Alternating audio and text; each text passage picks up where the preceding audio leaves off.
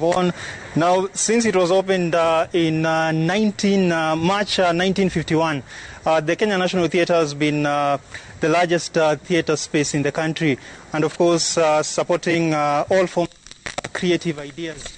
We're talking about drama, we're talking about live concerts, we're talking about fashion, you name it. Basically, all forms of creative ideas have been supported in this particular space.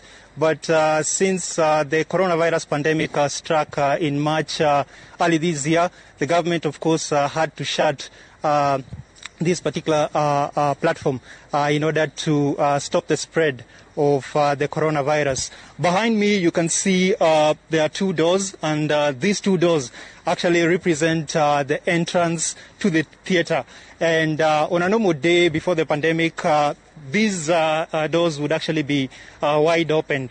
But for now, as you can see, only one of the doors has been opened, and it's been partially opened owing to the fact that there's a restaurant upstairs.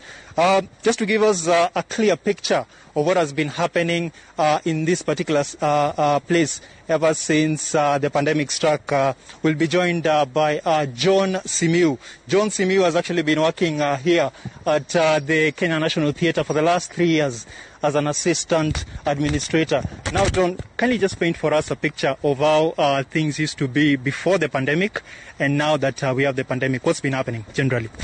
Okay, thank you very much.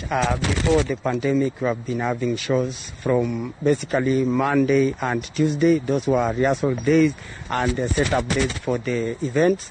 But from Wednesday to Sunday, those were days for the show. This place was fully booked from January to December. But due to the pandemic, there are no bookings due to the social distance. And you basically know in theater, we depend on the crowds. Yeah, we cannot have entertainment when us crowd. So because of the social distance and all that, we have decided that this place has been shut down partially, but we hope that very soon things will be normal. As we see now the curve is being flattened, we hope that things will get better and we'll be back as usual. Yes.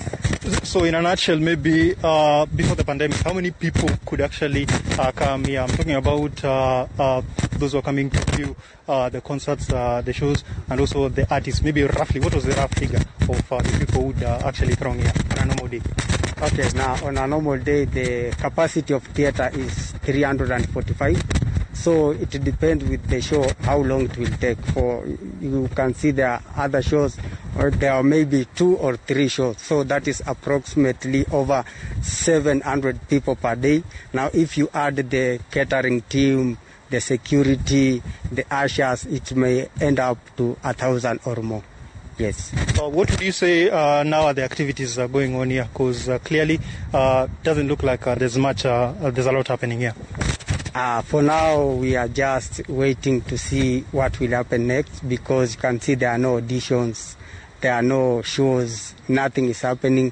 Maybe 1 or 2 artists, they pass by just to reflect and to see how the theatre looks now that there are no activities. Yeah. All right. Thank you so much, Mr. Simiu. Clearly, there you have it, Yvonne.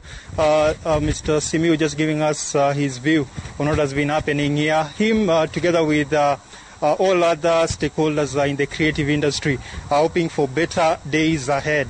They believe that the creative industry in Kenya, despite the impact of this pandemic, still remains a serious entity. Yvonne.